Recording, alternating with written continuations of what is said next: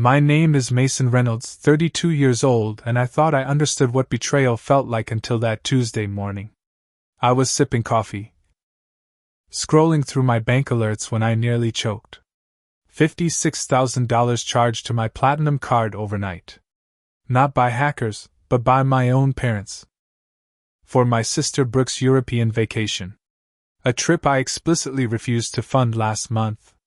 My fingers trembled as I called the bank. "Freeze the account," I said. "Now." Before we dive into this family nightmare, where are you watching from today?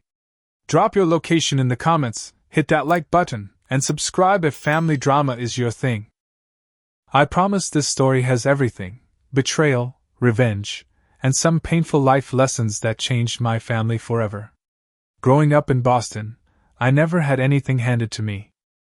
Unlike some kids from middle-class suburbs, I understood early that success required effort. My parents, Richard and Karen Reynolds, weren't wealthy but comfortable enough that we never went without necessities. Still, when it came to college, the message was clear: figure it out yourself. And I did. I worked 3 jobs simultaneously throughout my undergraduate years at Boston University. Mornings at the campus coffee shop, evenings waiting tables, and weekends doing data entry for an insurance company. Sleep was a luxury I couldn't afford, but I graduated with honors despite the exhaustion. My finance degree opened doors. But those doors led to more work, more sacrifice. The student loans were crushing $87,000 of debt that hung over me like a storm cloud. My entry-level salary at a small investment firm barely covered rent and minimum payments. For 3 years, I lived in a studio apartment with roommates, ate ramen more often than not, and put every spare dollar toward those loans. No vacations, no new clothes, no nights out unless someone else was paying. By 28, through sheer determination and several strategic job moves, I landed at Westbrook Partners in Chicago, a prestigious financial analysis firm where my salary finally matched my ambition. By 30, I'd paid off every cent of those loans. By 32, I had built a comfortable emergency fund, a growing investment portfolio, and the luxury of a platinum card I rarely used but kept for special occasions and building credit. Financial independence had been my holy grail, and I'd earned it through discipline and sacrifice. Every dollar in my accounts represented countless hours of work and careful planning. This context matters because it explains why what happened next cuts so deep. While I struggled and sacrificed, my younger sister Brooke took a different path. 7 years my junior, she'd always been the family darling. Where I was serious and studious, Brooke was vivacious and charming. She could wrap our parents around her finger with a smile, a talent that only strengthened as she grew older. Brooke never held a job for more than a few months. After dropping out of community college, she cycled through retail positions, administrative roles, and brief stints as a yoga instructor, personal assistant, and social media manager for local businesses. None stuck because, as she explained, the environment wasn't nurturing her creative spirit. At 25, she still lived in our parents' home, rent-free, with few responsibilities beyond walking their dog occasionally. This arrangement might have been fine if our parents could comfortably support it, but they couldn't. Dad had been forced into early retirement when his company downsized, taking a pension much smaller than anticipated. Mom's part-time work at a local boutique brought in minimal income.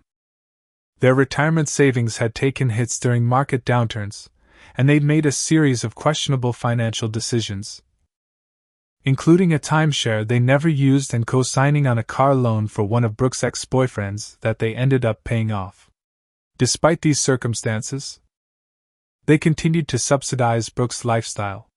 New clothes, concert tickets, organic food delivery services if Brooke wanted it, they found a way to provide it, even as their own financial security eroded. I tried to help over the years. When their roof needed emergency repairs, I sent $5,000 without hesitation. When Dad needed dental work insurance wouldn't cover, I handled the $3,200 bill. Last Christmas, I paid off the $4,500 balance on their highest interest credit card as a gift. I didn't resent these contributions. Family helps family. What I resented was watching these financial infusions disappear while the underlying patterns remained unchanged. My frustration peaked during a family dinner 3 months before the credit card incident. Over Mom's lasagna, Brooke announced her dream to spend the summer exploring Europe, starting with Paris. "I need culture and inspiration," she declared, twirling her wine glass. "I've been feeling so stagnant lately."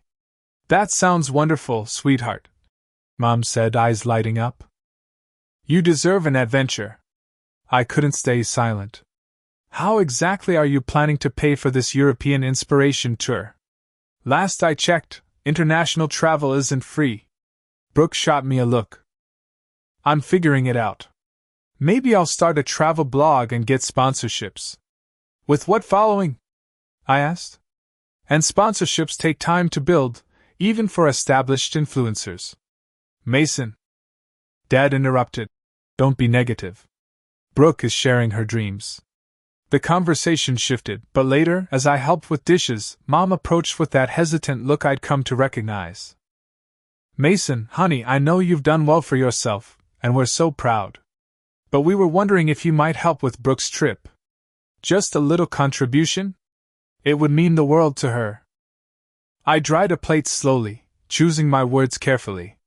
"Mom, I love you and I love Brooke, but no. I can't fund a luxury European vacation when I'm saving for my own future. Rachel and I are looking at houses, and Chicago real estate isn't cheap. But your sister needs this experience. It could help her find direction. Brooke needs responsibility, not a paid vacation. If she wants to travel, she should save for it like everyone else." The conversation ended with Mom's disappointed nod and my firm reiteration. I would not be financing Brooke's European dreams. The emergency access to my credit card had happened 6 months earlier. During a visit home, Mom mentioned that their water heater had failed, flooding the basement. They needed a replacement immediately but were between pay periods. Without hesitation, I added my mother as an authorized user on my backup platinum card, the one I kept for emergencies but rarely used. The understanding was crystal clear. The card was for genuine emergencies only, to be used with explicit permission, and to be paid back promptly. The water heater was replaced, they repaid me as promised, and I thought little of leaving the authorization active. There had been small boundary crossings, a $200 charge at a department store that Mom apologized for as accidental, a $150 dinner they treated distant relatives to. Just this once. Each time, they repaid me, though with increasing delays. I'd planned to remove their access after the last incident but hadn't gotten around to it, a procrastination I would deeply regret. Meanwhile, my life in Chicago had reached a good place. Rachel Winters, my girlfriend of 2 years, had recently moved in with me. A pediatric physical therapist with a practical nature that complemented my analytical tendencies, Rachel understood my complicated family dynamics without judgment. Together, we were saving for a down payment on a condo, envisioning a future with stability either of us had growing up. At work, I was midway through a major project analyzing acquisition targets for one of our largest clients. Success would likely mean a promotion to senior analyst, a significant salary bump, and greater responsibility. The pressure was intense but manageable as long as I maintained focus. My therapist, Dr. Chin, had been helping me work through boundary issues with my family. "Your generosity is admirable," she'd said in our last session, "but enabling financial dependence isn't actually helping them. Sometimes love means allowing people to experience the consequences of their choices." Little did I know how prophetic those words would become, or how soon I'd be tested on implementing them. That Tuesday started like any other. I woke at 5:30 a.m., squeezed in a quick workout in our apartment gym, and was at my desk by 7:15 with a protein shake and black coffee. My morning routine included checking emails, reviewing market movements overnight, and glancing at my personal financial dashboards. It was this last habit that shattered the ordinary rhythm of the day. The notification banner on my phone showed 5 alerts from my credit card company. Unusual for a card I rarely used. I opened the app expecting some minor fraud alert or promotional message. Instead, I found myself staring at a series of transactions that made my stomach drop. $14,286. 42 Air France first class tickets, 2 ORD to CDG. $22,470 Hotel Plaza Atheny Paris Presidential Suite 7 nights. $8,235.78 Chanel Rue Cambon Paris. $6,842. 30 restaurant reservations various venues. $5,876.50 event tickets Paris Fashion Week, Louvre Private Tour. Total, $57,711. I blinked, refreshed the screen, and stared again. This couldn't be right. This had to be fraud. I immediately called the credit card company, my heart pounding as I navigated the automated system. I need to report fraudulent charges, I told the representative, who finally answered. I understand, Mr. Reynolds. I see several large transactions from Paris in the last 48 hours. Can you confirm you didn't authorize these purchases? Absolutely not. I've never even been to Paris. Let me review the transaction details, she said. After a pause that felt eternal, she continued. These charges were made using a physical card, Mr. Reynolds, not online transactions. And they were processed with a PIN. The card used belongs to an authorized user on your account, Karen Reynolds. The room seemed to tilt sideways. That's my mother, I said weakly. I see. In that case, these wouldn't be considered fraudulent transactions since you authorized her as a user on the account. However, if there's a dispute between you and the authorized user, I barely heard the rest. My mind was racing, connecting dots that formed a picture I didn't want to see. The European vacation Brooke had announced. The clear refusal I'd given. The sudden lack of communication from my family over the past few days. After ending the call, I tried reaching my parents. Straight to voicemail. I texted both their numbers. Call me immediately about the credit card charges. No response. I called Brooke. Voicemail. Texted her too. Nothing.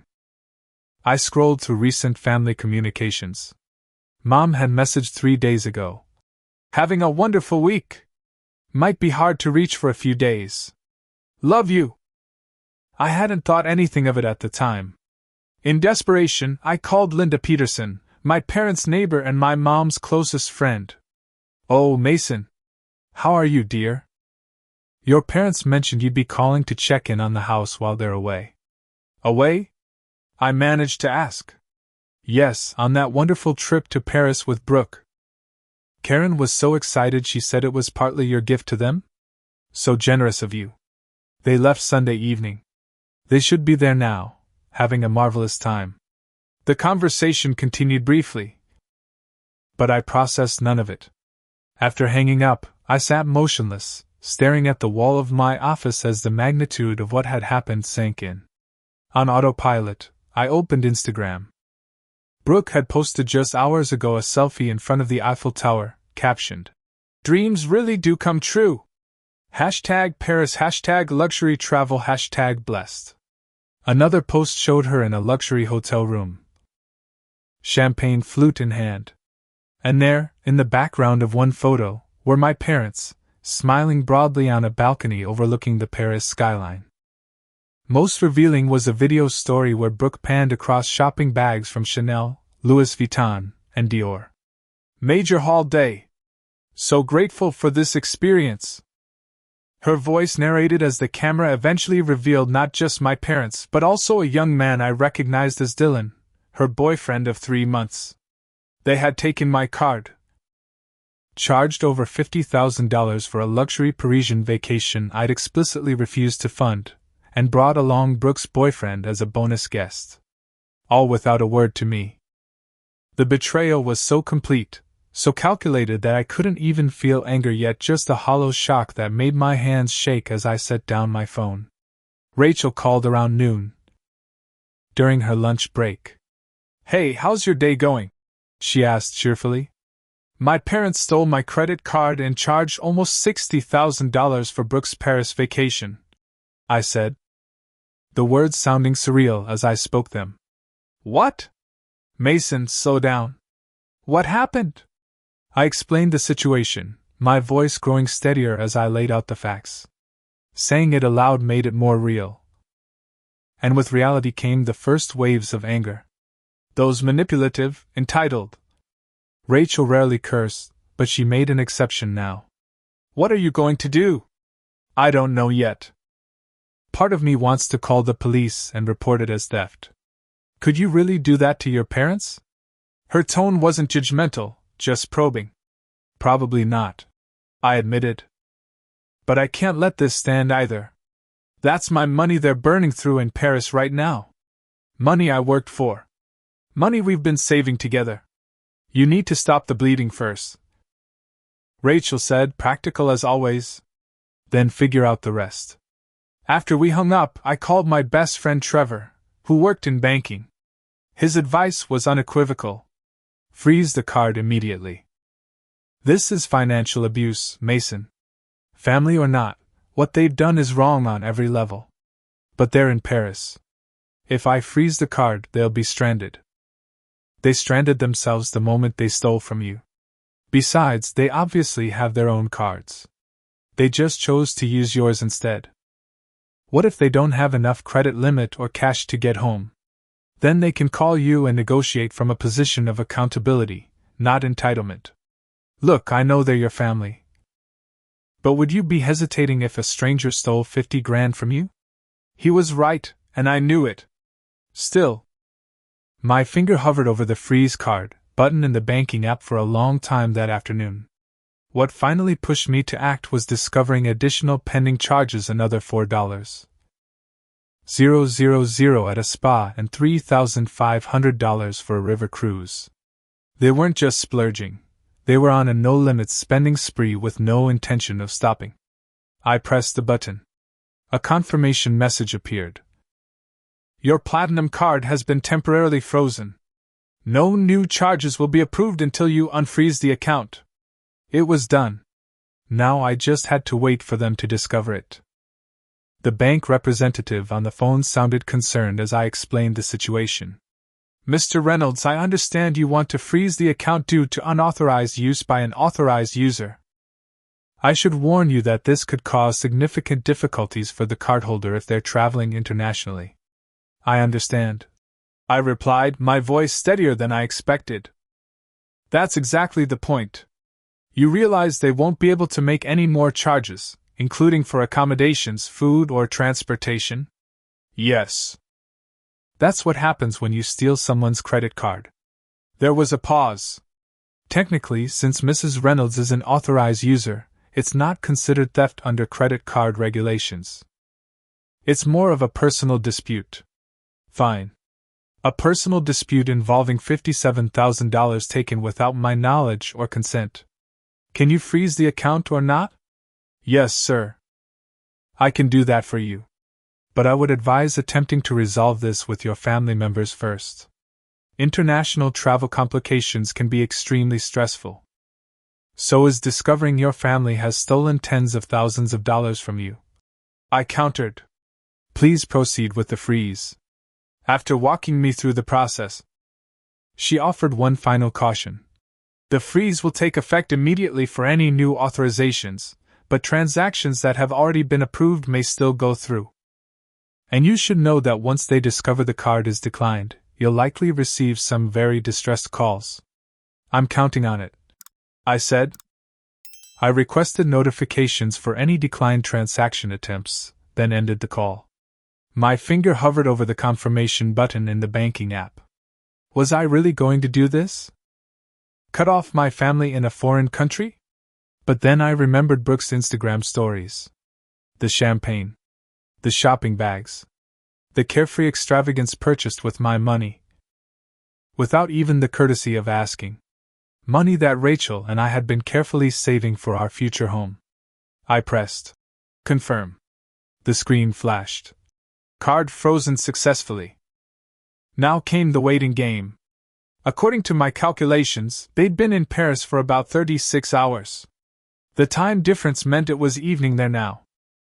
They'd likely be out to another expensive dinner, or perhaps shopping for more luxury items they didn't need with money that wasn't theirs. I tried to focus on work that afternoon, but found myself checking my phone every few minutes. No calls from my family yet. No texts. Just the continued silence of people who had no idea that their financial pipeline had just been cut off.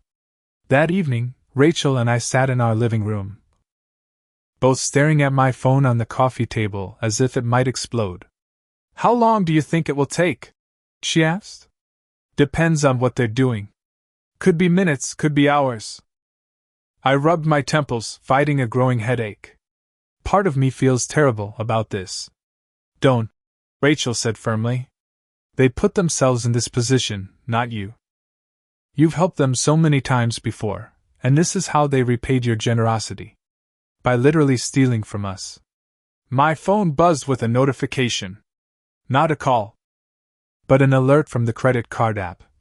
Transaction declined. Le Cinq Restaurant, Paris, France. Amount, €1,240. "It started," I said, showing Rachel the screen. "They just tried to charge over €1,000 at a restaurant." Within minutes, more notifications appeared.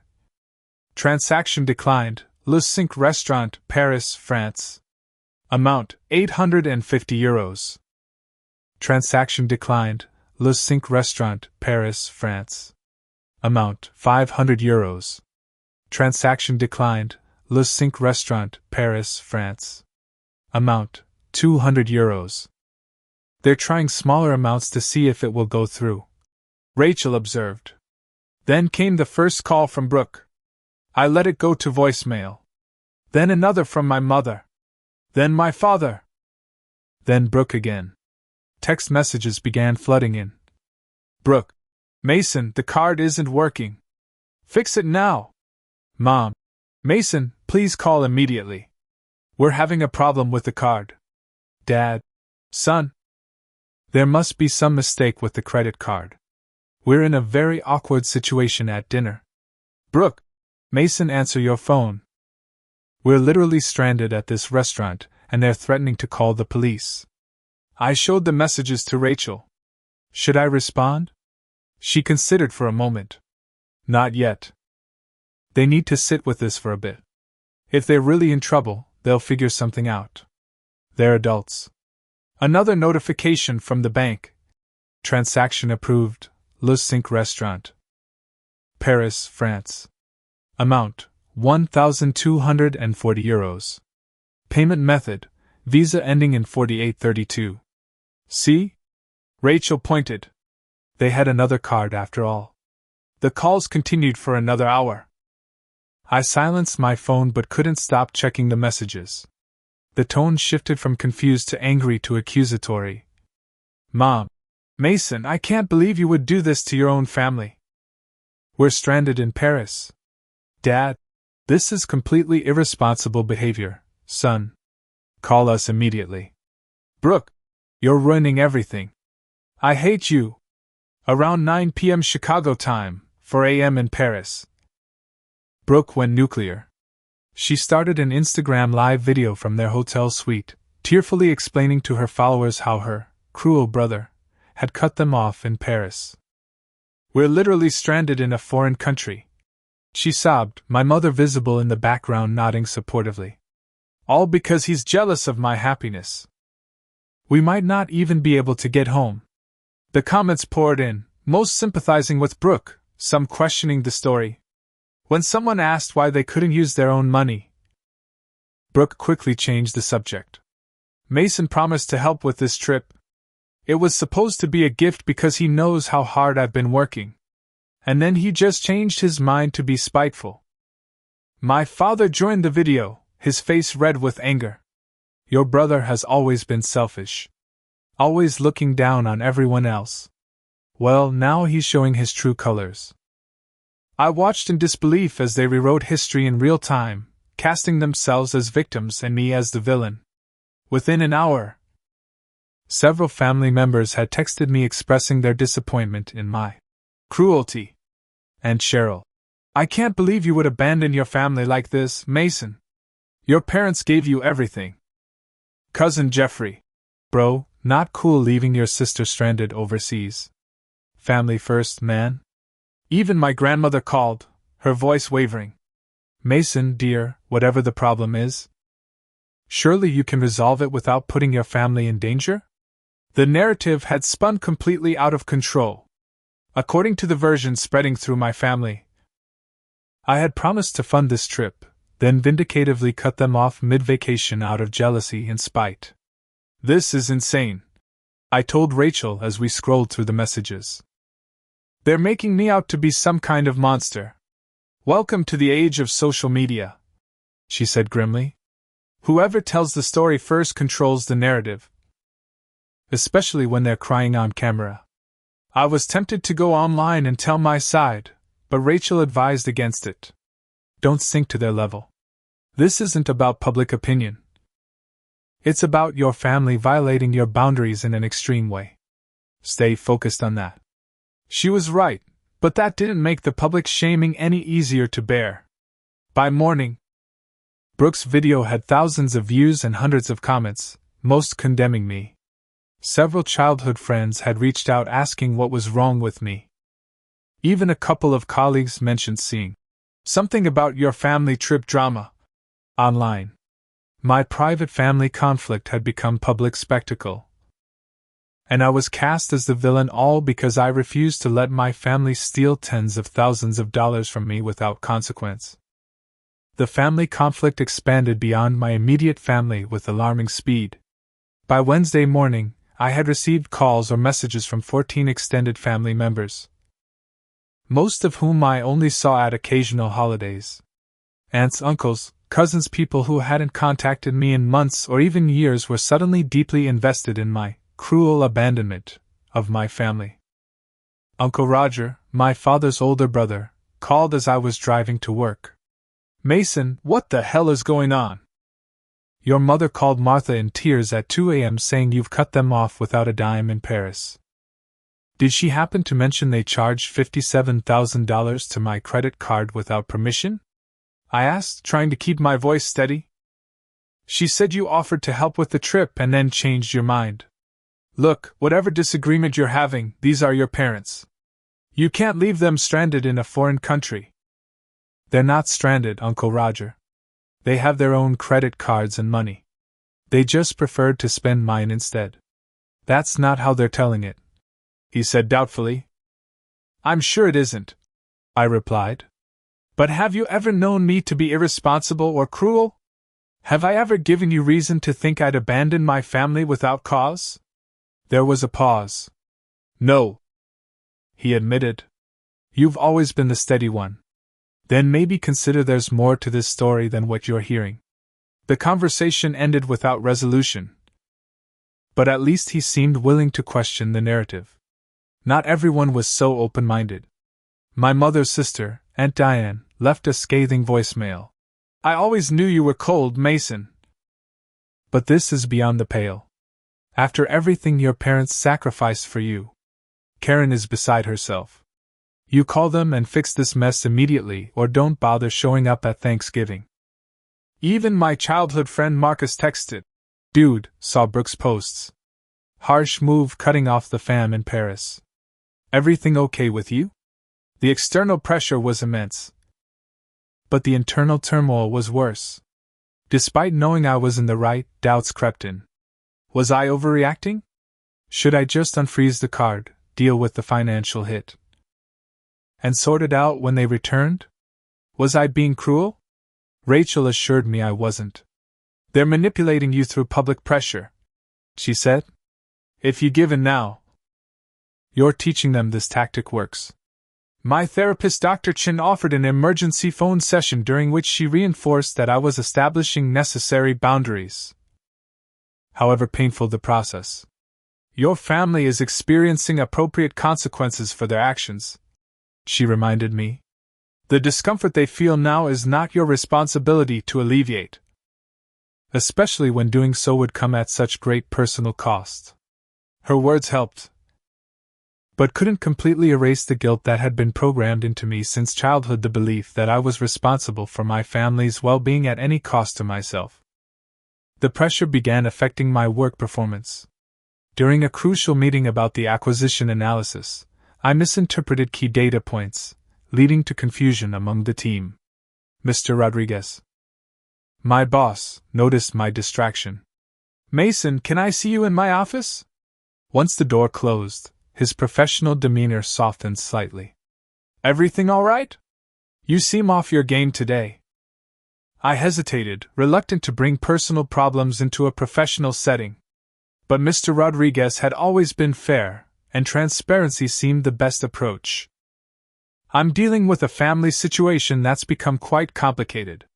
My parents used my credit card without permission for a very expensive international trip, and now that I've frozen the card, they're creating a significant amount of drama. His eyebrows rose. How expensive are we talking?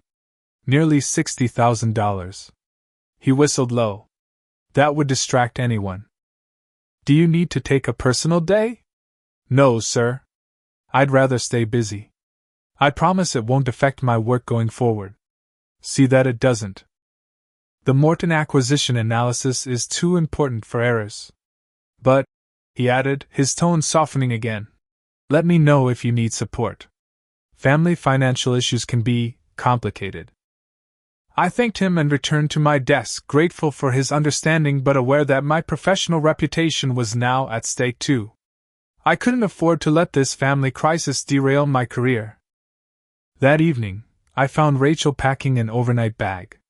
Where are you going? I asked, surprised. To Jenna's, she said, referring to her best friend who lived across town. Just for a night or two. I think we both need some space to process everything that's happening. You're leaving? The thought of facing this situation alone sent panic through me. Rachel, I need your support right now. And I've been supporting you, she said, her voice tight. But watching how your family operates, how they manipulate situations, how quickly this all spiraled, it's made me think about our future together. What does that mean? It means I'm wondering what happens when we have bigger conflicts with them. When we buy a house, have children, make major life decisions. If this is how they respond to boundaries, what will marriage to you look like? Will I be signing up for a lifetime of these manipulative tactics? That's not fair. I protested. This situation is extreme. It's not representative of our everyday relationship. Isn't it? Because from where I'm standing, this looks like a pattern. You set a boundary. They ignore it, you try to enforce it, and they mobilize everyone you know to pressure you into giving in. And you know what's scariest? Part of you still feels guilty. Like maybe you should give in to keep the peace. Her words stung because they contained truth.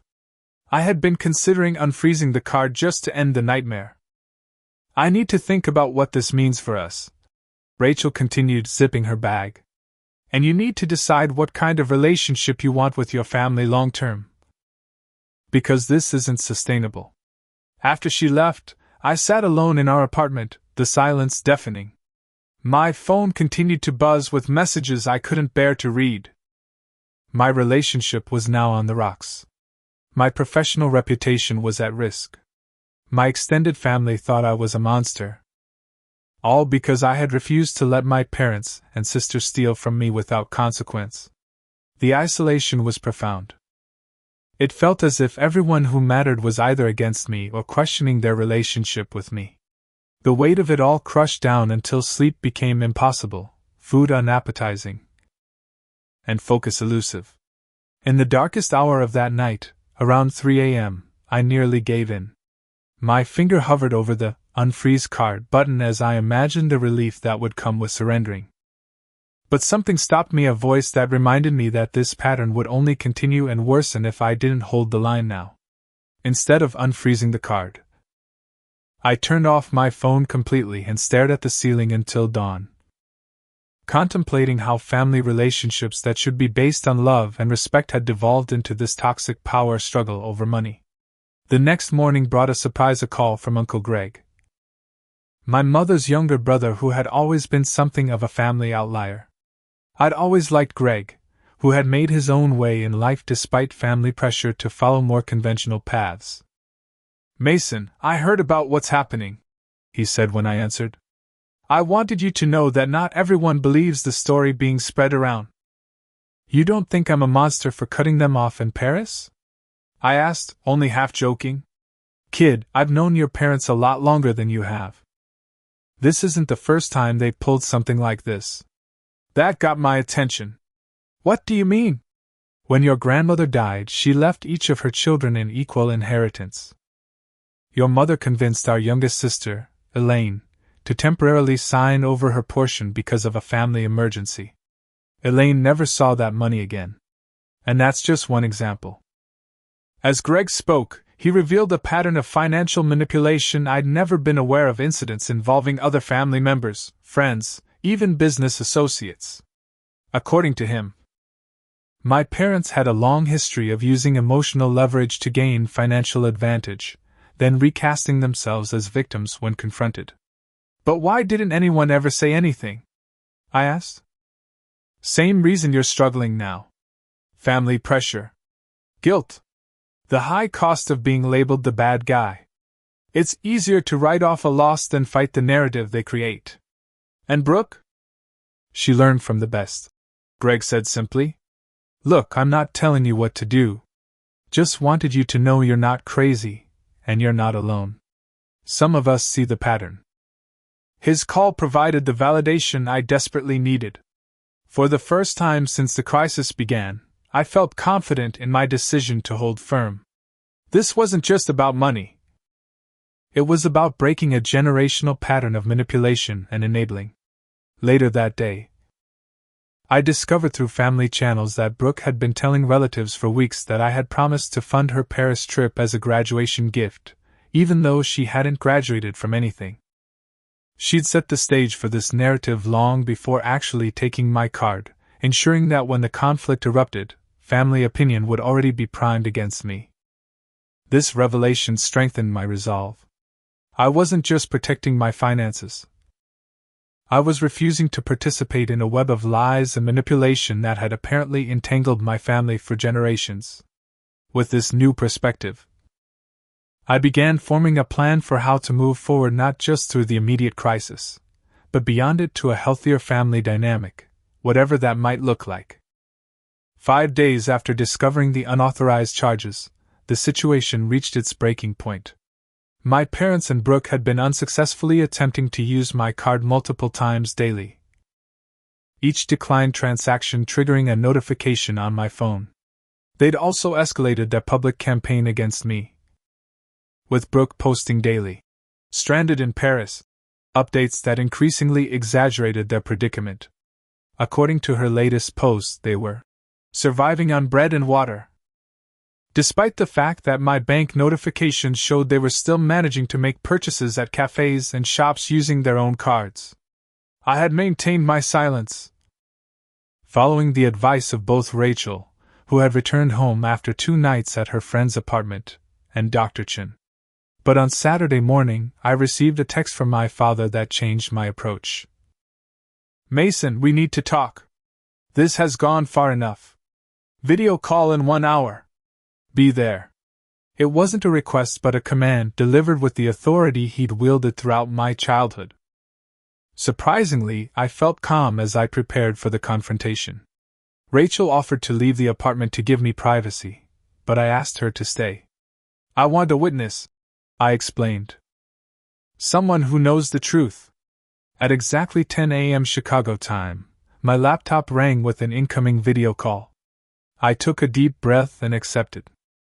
The screen showed my parents and Brooke crowded together in what appeared to be their hotel suite, clearly not the downgraded accommodations they'd claimed to be suffering in. My mother's eyes were red-rimmed, my father's face set in a grim expression. Brooke glared openly, while her boyfriend Dylan lurked uncomfortably in the background. Mason. My father began without greeting. This has gone on long enough. You need to unfreeze the card immediately. Hello to you too, Dad. I replied evenly. Mom, Brooke, Dylan. How's Paris? Don't be smart. My father snapped. You've made your point. Whatever grievance you think you have, this is not the way to handle it. We are your family. My grievance, I repeated slowly, is that you stole my credit card and charged nearly $60,000 without my knowledge or permission. After I explicitly told you I would not fund this trip. We didn't steal anything. My mother interjected. I'm an authorized user on that card. For emergencies only, with explicit permission each time. You know that was our agreement. Well, this became an emergency when you refused to help your sister. She countered. We're family. We help each other. Is that what this is? Help? Because from where I'm sitting, it looks like theft. Brooke pushed forward, her face filling the screen. You're just jealous because you never do anything fun. All you care about is money and your precious career. Some of us want to actually live life. At other people's expense, apparently. I noted. You can afford it, she shouted. You make tons of money and just hoard it all for yourself. That's not the point, Brooke. The money I earn is mine to decide how to spend. If you want a luxury vacation, earn it yourself. You know what? Dylan suddenly interjected, leaning into frame. You're being a real asshole, man. Your sister deserves nice things, and if you were any kind of decent brother, you'd want that for her. I raised an eyebrow. Interesting perspective from someone enjoying a free Parisian vacation on my dime. Tell me, Dylan, did you know the trip was charged to my card without permission, or did they lie to you too? His expression flickered with uncertainty before Brooke pulled him back out of frame, whispering something I couldn't hear. My father took control again. Enough of this back and forth. Here's what's going to happen. You're going to unfreeze the card and allow the hotel payment to process for the remainder of our stay. We've already had to use our emergency funds for meals and incidentals because of your childish stunt. Childish? I repeated. Is that how you characterize my response to having tens of thousands of dollars stolen from me? Stop saying stolen, my mother cried. We're your parents. Everything we've ever done has been for you kids. Then you should have no problem covering your own Paris vacation. I replied. The card stays frozen. My father's expression darkened. Mason. I'm warning you. There will be consequences if you continue this behavior. Family relationships can be damaged beyond repair. Are you threatening to disown me because I won't let you steal from me? It's not stealing. Brooke screamed, tears streaming now. You're ruining everything. This trip was supposed to be perfect, and you're destroying it because you're a miserable, selfish person who can't stand to see anyone else happy. I took a deep breath, fighting to maintain my composure. Let me be very clear. What you've done is financial abuse. You violated my trust in an extreme way. The fact that none of you can even acknowledge that, let alone apologize for it, tells me everything I need to know. So that's it? My mother asked, her voice breaking. You're choosing money over family? I'm choosing boundaries and respect over enabling and abuse. I corrected. The card stays frozen. Find your own way home. My father leaned forward, his voice low and threatening. If you do this, don't expect to be welcomed back into this family. You're making a choice right now that you can't take back. The ultimatum hung in the air between us. In the past, such a threat would have devastated me, sent me scrambling to make amends at any cost. But something had shifted inside me over these difficult days. I'm not the one who made this choice, I said quietly. You did, the moment you decided my money was yours to take. I've always been there for this family, helping with bills, emergencies, celebrations. I've given freely and generously when asked directly. But this was a violation I can't overlook. So you're choosing your girlfriend and your money over your blood? My father concluded. I'm choosing self-respect and healthy boundaries. If those aren't compatible with our family relationship, that's a painful reality I'll have to accept. Brooke was sobbing now, my mother looked shell-shocked, and my father's face had turned to stone. Without another word, he reached forward and ended the call, leaving my screen empty and the apartment suddenly silent. Rachel, who had witnessed everything from just off camera, moved to my side and took my hand. You did the right thing, she said softly. I'm proud of you. But pride couldn't prevent the emotional collapse that followed. Once the adrenaline of confrontation faded, the weight of what had just occurred hit me fully. My family had effectively disowned me for refusing to be their personal bank. The finality of it, the cold ultimatum. The absence of any acknowledgement of wrongdoing, it all combined into a wave of grief that left me gasping. I broke down completely, something I hadn't done since childhood. Rachel held me as years of suppressed hurt, disappointment, and anger poured out. The armor of composure I'd maintained throughout the crisis finally shattered, leaving me raw and vulnerable. What if they're right? I asked between ragged breaths. What if I am choosing money over family? What kind of person does that make me? The kind who recognizes that real family doesn't exploit and manipulate each other. Rachel answered firmly. The kind who understands that love without respect isn't really love at all. Later that evening, emotionally exhausted but somehow lighter, I called my financial advisor Mrs. Patterson for an emergency consultation. She helped me understand the full implications of the charges, including the potential impact on my credit score and the legal options available to me. You could dispute the charges as unauthorized, she explained, but since your mother is an authorized user, it would likely become a criminal matter. Are you prepared to potentially press charges against your parents? I wasn't. Despite everything, I couldn't bring myself to take that step. Then your best option is to negotiate repayment while protecting yourself from future risk, she advised. Remove all authorized users immediately, place a credit freeze to prevent new accounts being opened in your name, and document everything in case the situation escalates further.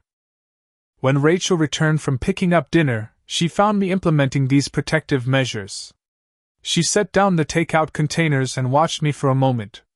I need some time to think, she said suddenly. About us, about our future. My heart sank. You're leaving again? Not leaving, exactly. I need perspective. This situation has revealed things about your family dynamic that concern me deeply. I love you, Mason, but I need to be sure I'm not signing up for a lifetime of these conflicts. I understand, I said, though the prospect of facing the aftermath alone terrified me. Take whatever time you need. After she left for her friend's apartment again, I sat in our empty home, more isolated than I'd ever been. My family had disowned me. My girlfriend was questioning our future. My professional standing was precarious. All the pillars I'd built my life upon seemed to be crumbling simultaneously. In this moment of absolute rock bottom, my phone rang. It was Uncle Greg again. Heard about the video call, he said without preamble. Family grapevine is buzzing. Let me guess, I'm officially the villain of the Reynolds family saga? To some, he acknowledged, but not to everyone. I've been telling my side of the story too. About the financial patterns, the manipulation. Some people are starting to ask questions. It doesn't matter, I said, the weariness evident in my voice. They've made their choice. They'll never admit they were wrong. Don't be so sure, Greg replied. This isn't the first family financial explosion I've witnessed. But it might be the first time someone stood firm instead of giving in. That changes the dynamic. What do you mean? I mean your parents are used to emotional manipulation working. When it doesn't, they have to try something new. Right now they're doubling down, but when they realize you're serious, they might actually have to face their behavior. His words offered a glimmer of hope, not for immediate reconciliation, but for eventual understanding. Perhaps this painful rupture was necessary for any healthier relationship to eventually emerge. "Thank you," I told him, "for being the one person in the family who sees what's really happening." "Stick to your guns, kid," he said. "Hardest thing in the world is standing up to family, but sometimes it's the only way forward." After we hung up, I made myself a cup of tea and sat by the window, watching the Chicago skyline glitter against the night sky. For the first time since this ordeal began, I felt a sense of calm certainty. Whatever happened next, whether my family eventually recognized their wrong or maintained their stance forever, whether Rachel decided our relationship could withstand these challenges or not, I had done the right thing by refusing to be exploited. The cost had been enormous, but so was the value of the self-respect I'd managed to preserve. Some prices, I realized, are worth paying, however painful the transaction. 2 days after the disastrous video call, my phone rang with a number I didn't recognize. A Paris area code. I answered cautiously. "Hello? Mr. Reynolds? This is Monique Lefebvre, Guest Relations Manager at Hotel Plaza Athénée, Paris. I'm calling regarding your family members currently staying with us." "They're not staying on my account," I said immediately. "I'm not financially responsible for their accommodations." "Yes. We've become aware of that situation," she replied, her accent thick but English impeccable. "Your father attempted to transfer the charges to his own card, but there appears to be an issue with available credit. They are currently unable to cover the outstanding balance of €16,420. I closed my eyes, absorbing yet another impact. "And you're calling me because your mother suggested you might be willing to resolve the situation. However, if that's not the case, I should inform you that we'll be requiring them to vacate the premises by noon tomorrow and will be pursuing standard collection procedures for the unpaid balance. A week ago, I would have immediately provided my credit card information, solving the problem to avoid family embarrassment. Now, I took a different approach. Ms. Lefebvre, my family members used my credit card without authorization to book your hotel. I've frozen that card to prevent further unauthorized use. Their financial difficulties are not my responsibility. However," I added, seeing an opportunity, "I may be willing to negotiate a limited solution directly with them." "I understand," she said professionally. "I'll inform them of the checkout deadline. If alternative arrangements are made, please have them contact the front desk directly." Within minutes of ending that call, my phone exploded with messages from my parents, and Brooke no longer angry accusations but desperate pleas. "Masson, please, we're about to be thrown out of the hotel. We don't have enough credit limit to cover it. Son, I know we have our differences, but we can't be stranded here. Help us get home at least. Brooke, I'm sorry, okay? Please don't let this happen." I didn't respond immediately. Instead, I called Rachel, who had returned home that morning after our brief separation. "The hotel called," I explained. "They can't pay their bill and are being kicked out tomorrow." "What are you going to do?" she asked. "I have an idea, but I wanted to run it by you first. It affects our finances too." Together, we formulated a plan, one that would help my family out of their immediate crisis while establishing clear boundaries and consequences. With Rachel's agreement, I finally called my father back. "I've been trying to reach you for hours," he said, the previous day's anger replaced by barely concealed panic. "I was figuring out what I'm willing to do," I replied. "Here's the situation. I'll cover economy class tickets home for all 4 of you, not first class, economy. I'll pay for 3 nights at a budget hotel until your flight, not the Plaza Athénée. That's it. No additional expenses, no shopping, no fancy restaurants." "But what about the hotel bill? They're threatening to involve authorities. You'll need to negotiate a payment plan with them directly. I'm not covering luxury accommodations you charge to my card without permission." There was a long pause. "We can't afford to pay that bill, Mason. You know that." Then you shouldn't have booked a presidential suite at one of the most expensive hotels in Paris, should you? Another pause, longer this time. What do you want from us? 3 things.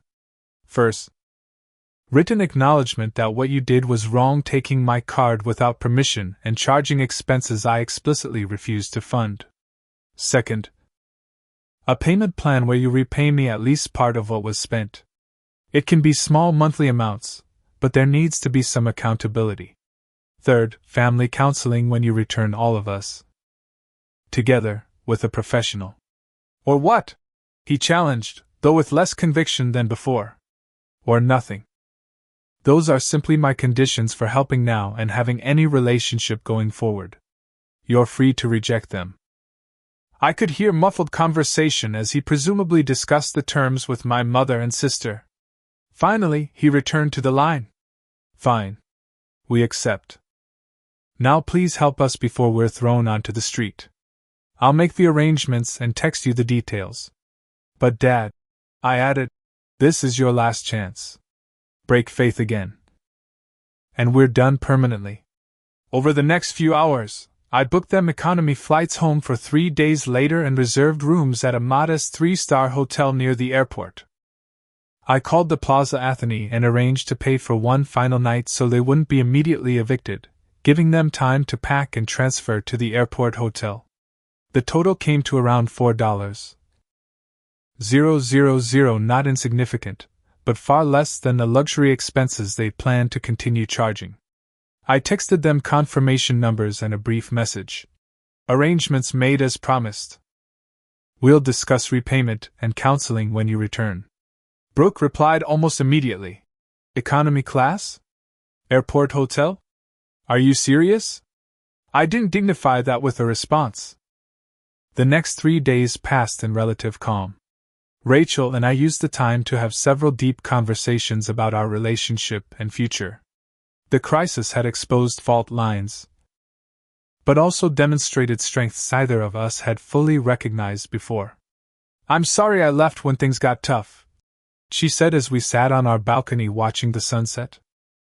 I needed to be sure I could handle being connected to your family dynamics. And what did you decide? I asked, heart in my throat. That I love the man who finally stood up for himself, even when it was breaking his heart to do it. That I want to build a life with someone who values integrity and boundaries. That your family's problems don't have to become our problems if we don't let them. Her words washed over me like a healing balm. Whatever happened with my family, I hadn't lost everything. The foundation of my relationship with Rachel had been tested and emerged stronger. My parents and Brooke returned to Boston without further incident. As promised, we scheduled a family meeting at my parents' home the following weekend. I flew in from Chicago with a carefully prepared approach, coached by Dr. Chen on maintaining boundaries while opening possibilities for reconciliation. The atmosphere in the living room where I'd spent my childhood was tense as we gathered. My parents looked older somehow, the Paris fiasco having taken a visible toll. Brooke sat sullenly on the couch, picking at her nail polish and avoiding eye contact. Thank you for agreeing to this, I began. I know it's not easy. Just tell us what you want, Mason, my father said wearily. More apologies? More groveling? Actually, I brought this, I replied, placing a folder on the coffee table. It's a proposed repayment agreement. $100 a month from each of you parents and Brooke until $10,000 is repaid. Not the full amount, just a portion that acknowledges the wrong done. Brooke looked up, incredulous. You expect me to pay you $300 a month? I don't even have a job. Then finding one might be a good first step, I suggested. The payments don't start for 60 days, giving you time. This is ridiculous, she muttered. What's ridiculous is charging $57,000 to someone else's credit card without permission, I countered. This is actually quite reasonable in comparison. My mother reached for the document, scanning it with a frown. And if we sign this? Then we move forward. We begin family counseling, as agreed. We work on rebuilding trust and establishing healthier patterns. We try to be a family again, but with mutual respect. And if we don't? My father asked. I met his gaze steadily. Then I accept that you're not interested in a relationship based on respect and boundaries, and I'll plan my life accordingly. The implication was clear. This was their chance to preserve our family relationship, but only on terms that wouldn't destroy me in the process. After much discussion, negotiation, and several emotional outbursts, primarily from Brooke, they signed the agreement. It wasn't a joyful reconciliation, too much damage had been done for that, but it was a first step towards something potentially healthier than what came before. The next day, I met with a family therapist recommended by Dr. Chin, setting up preliminary appointments for the following month. The therapist, Dr. Morris, warned me that family patterns rarely change easily or quickly. Be prepared for resistance, backsliding, and attempts to return to familiar dynamics, he cautioned. The important thing is consistency on your part. At work, I managed to recover my professional standing by redoubling my efforts on the acquisition analysis. Mr. Rodriguez noted the improvement. Glad to see you back on your game, Reynolds, he said after I presented updated projections that identified significant savings potential the team had previously missed. Family situation resolved? In progress, I replied. But I've got a better handle on it now. He nodded approvingly. Good. The senior analyst position is opening up next quarter. You're on the shortlist. That vote of confidence, combined with the steps toward family resolution and Rachel's renewed commitment to our relationship, gave me hope that the worst was behind me. The financial loss still stung, but the boundaries established were worth far more than the dollars spent. 6 months after the Paris incident, I stood in my kitchen in Chicago making coffee for my parents and Brooke, who were visiting for the weekend. It wasn't their first visit since the crisis, but it was the first that felt almost normal, or rather, a new kind of normal built on different foundations than before. The repayment plan had been followed faithfully, if not always cheerfully. Each month, 3 separate $100 payments arrived in my account, accompanied by text confirmations from each family member. The routine had become a tangible reminder of the new boundaries in place. More significant than the money was the progress we'd made in family therapy. Dr. Morris had skillfully guided us through difficult conversations about family dynamics, favoritism, financial responsibility, and the emotional patterns that had led to the credit card disaster. My parents had struggled initially with acknowledging the extent of their enabling behavior toward Brooke and the unfair expectations they'd placed on me. Sessions often ended with tense silences or tears. But gradually, painfully, insights emerged. I think I've always felt guilty, my mother admitted during a breakthrough session 4 months in. About working so much when you were young, Mason. Brooke came later when we were more established, and I could be more present. Maybe I've been trying to compensate ever since. My father had his own revelation. I saw myself in you, the responsibility, the focus. I knew you could handle things. With Brooke, I always worried, so I tried to make things easier for her. But that wasn't fair to either of you. Even Brooke had shown growth, though her journey was perhaps the most difficult, having never faced significant consequences before. The sudden imposition of responsibility had been a shock to her system. I never thought about money as real, she confessed during one session. It was just numbers on a screen. Something that appeared when needed. I didn't connect it to actual work, actual hours of someone's life. Now, in my kitchen, I observed the changes as I poured coffee. My mother asked before taking the last muffin rather than assuming it was hers to take. My father discussed their budget adjustments with a new awareness of financial boundaries. And Brooke, perhaps most surprisingly, talked about her new job at a marketing firm, where she'd recently received a positive performance review. It's entry level, she explained, stirring her coffee. But my boss says I have potential if I stick with it. That's great, Brooke, I said sincerely. How does it feel? She considered for a moment. Weird, actually. Good weird. Like I accomplished something myself, even if it's small. Rachel joined us, bringing a lightness to the conversation that would have been impossible months earlier. She and I had worked through our own issues in parallel with my family therapy, strengthening our partnership and clarifying our shared values regarding family, finances, and boundaries. The previous month, we'd closed on our first home, a modest but charming condo in a neighborhood we loved. My promotion to senior analyst had come through, providing the additional income security we needed for the purchase. Life was moving forward in positive directions. As we showed my family around our new home that afternoon, I reflected on the distance we'd traveled since the Paris catastrophe. The path to healing hadn't been straight or easy.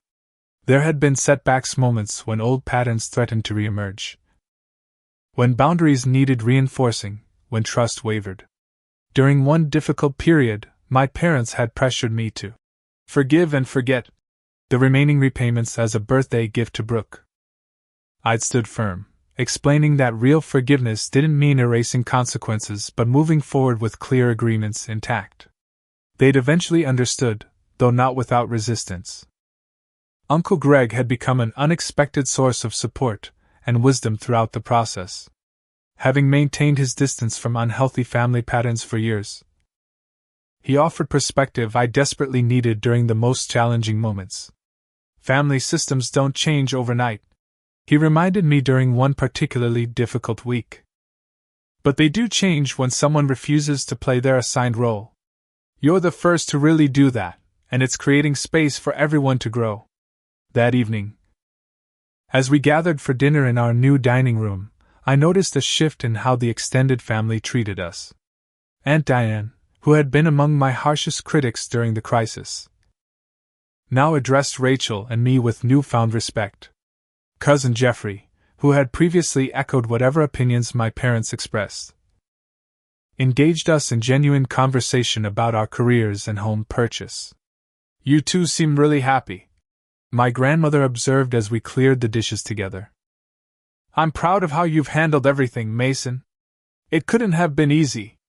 It wasn't, I acknowledged. But it was necessary. Later, after my family had returned to their hotel and Rachel had gone to bed, I sat alone on our new balcony, looking at the city lights and reflecting on the lessons of the past 6 months. I'd learned that love without boundaries isn't really love but enabling behavior that ultimately harms both parties. I'd discovered that standing up for myself didn't mean losing my family, even if the relationship had to change form. I'd come to understand that financial independence wasn't just about having money but about having agency over how that money was used. Most importantly, I'd realized that my worth wasn't determined by my usefulness to others or my willingness to sacrifice my own well-being for their comfort. My value came from within, from my integrity, my principles, and my capacity to love without losing myself in the process. The journey wasn't over. Family patterns established over decades wouldn't disappear after a few months of therapy and boundary enforcement.